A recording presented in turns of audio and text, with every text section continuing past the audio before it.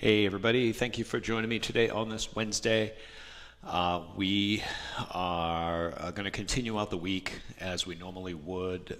Just a quick short lecture that I want to present to you to keep you on track while we're not going to be meeting for these next two Wednesdays.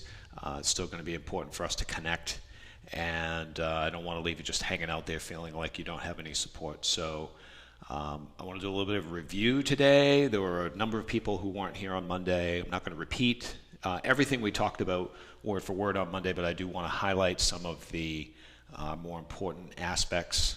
There were even a few questions that I received from some people to elaborate a little bit on some of the ideas that I discussed on Monday. First one is the packet, this idea of the packet. You know, I mentioned in the assignment sheet that you're working on developing this essay packet. The reason I'm using this word packet is I just don't want to give any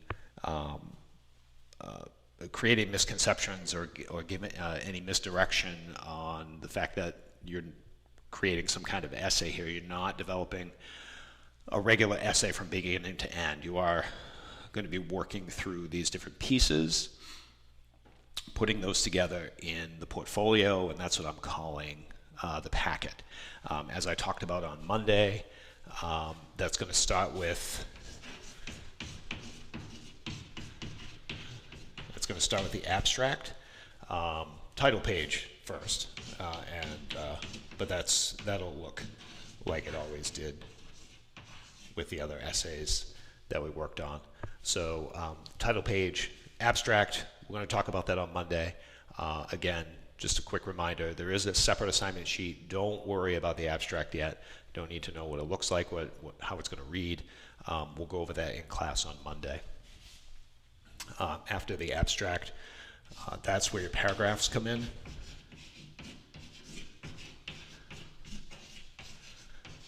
Those paragraphs, 3 paragraphs. These are the 3 paragraphs that you're going to be creating. Really, the only pieces of what might resemble a traditional essay. You're going to have a full introduction, regular introduction, introducing your topic, what is your radical idea, how you're going to hook that reader with setting up your radical argument, and of course the thesis statement.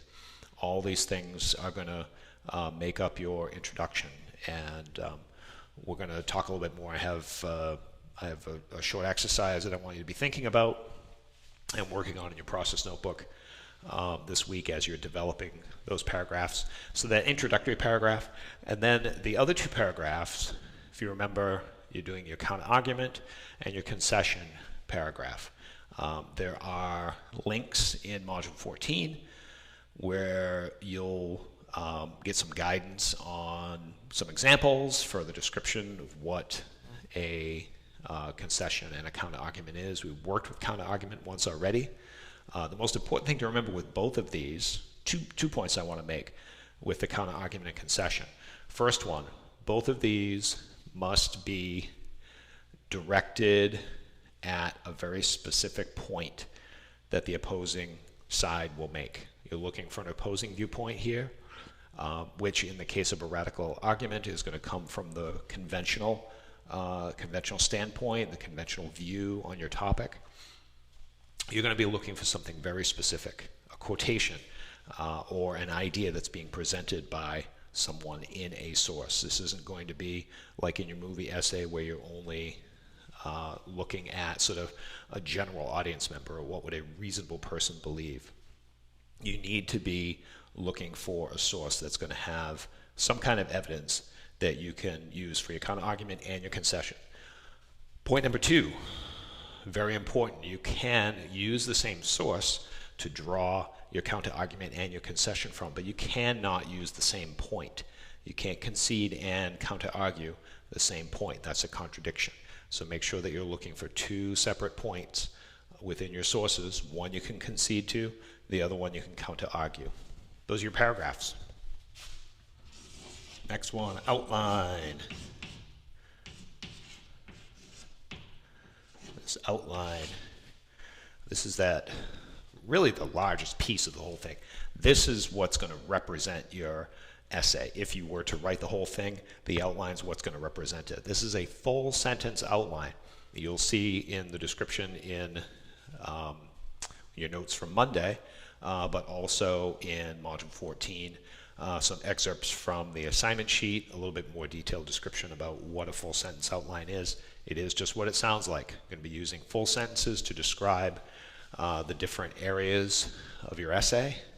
You're going to be following traditional alphanumeric, as I went over on Monday, starting with the Roman numerals, working down from there, capital letters, numbers, lowercase letters. Each of those different levels is going to represent something different in the essay. So take a look at Module 4 and make sure that you understand how each of those different levels will work as you're developing your outline. Now, what I want to see on Saturday, what you'll be turning into me this weekend is a draft of your paragraphs and the outline, at least the introductory paragraph. If you don't have your sources, all of your sources yet, if you're still searching for that counter argument and concession source, that's totally fine. Don't worry about that. I at least want to have an idea of the direction you're thinking about going with those, or if you have a potential source, let me know what that potential source is. But I at least want to see your introduction, and I want to see a draft of your outline as well. Outline, what comes after that is the annotated, references. References next. References page. That will be, of course, like we've done before, a list of the sources. Now you have multiple sources here, so you're going to have multiple citations in your references page. We'll talk about that on Monday as well. I'll put an asterisk next to these. So abstracted references, we'll spend more time on Monday going over those.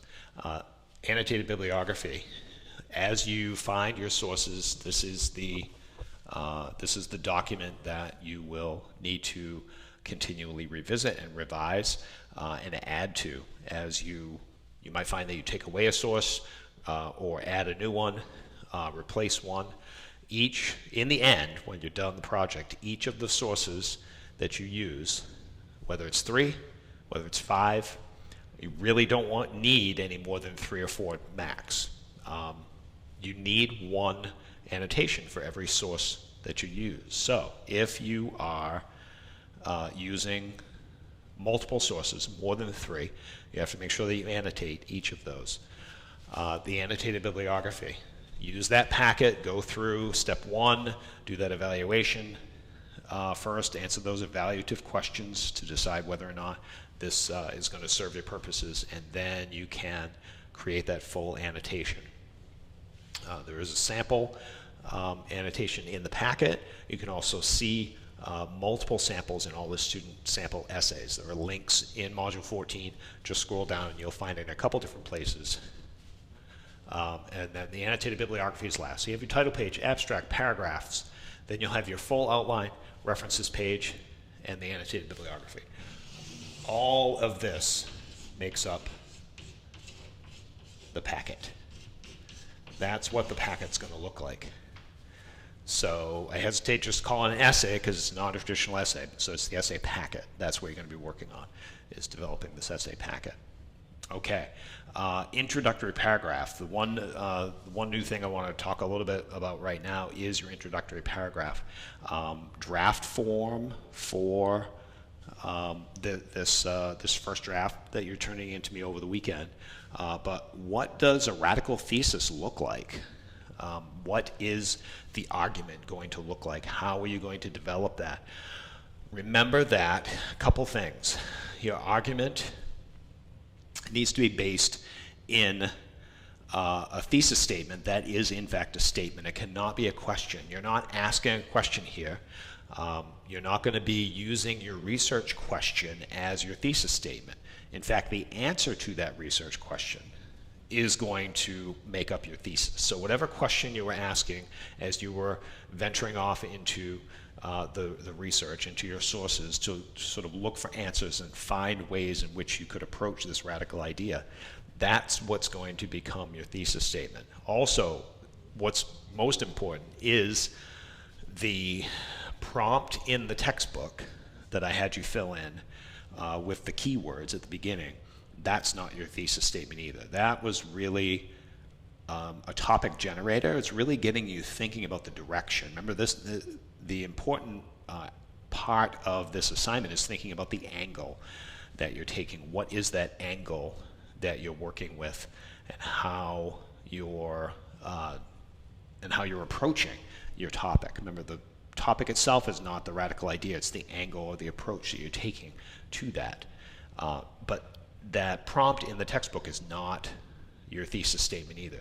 Your thesis statement is being informed by the approach you're taking and also by the research that you're doing as well. So what I want you to take a look at in your textbook, there's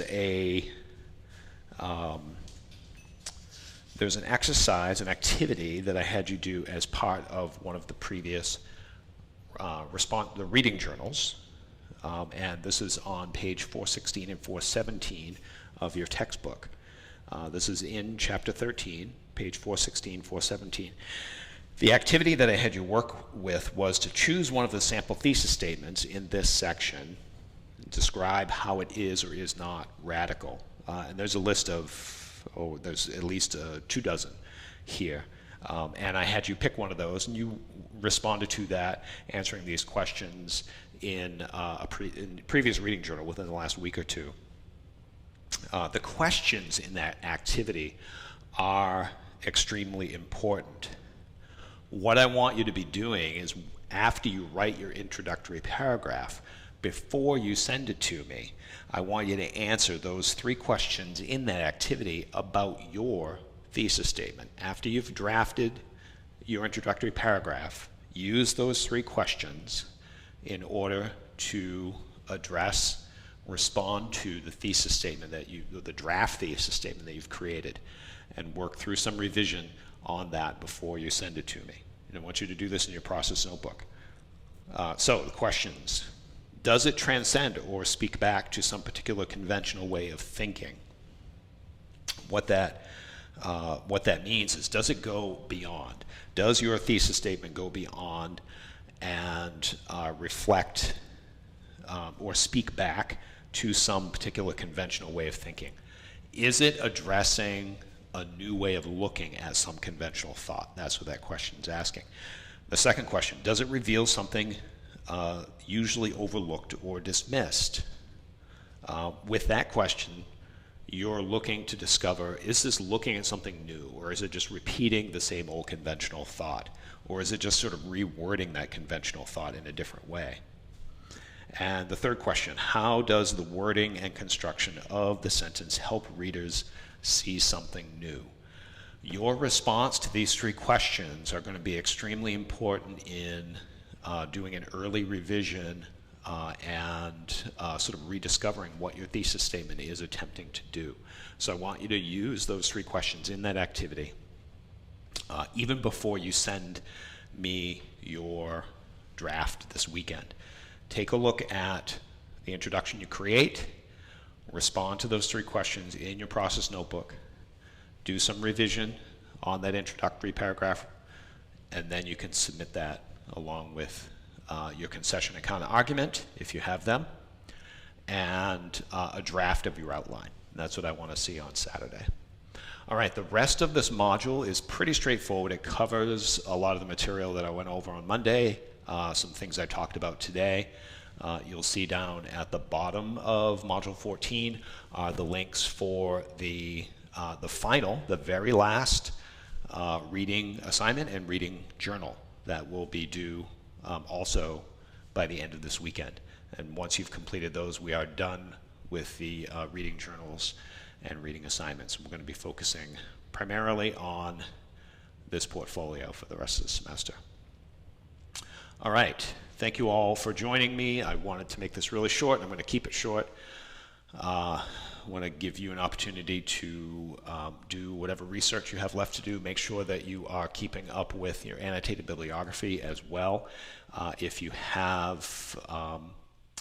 you've only turned in or haven't yet turned in your draft of your annotated bibliography, or if you have additional annotations done, you want to resubmit that to the annotated bibliography draft. If you have questions for me, or if you want some feedback on that, please feel free to do that as well. And I will see you all in class on Monday. Make sure you send me an email with any questions you have, and have a good weekend. Stay safe, and I'll see you soon.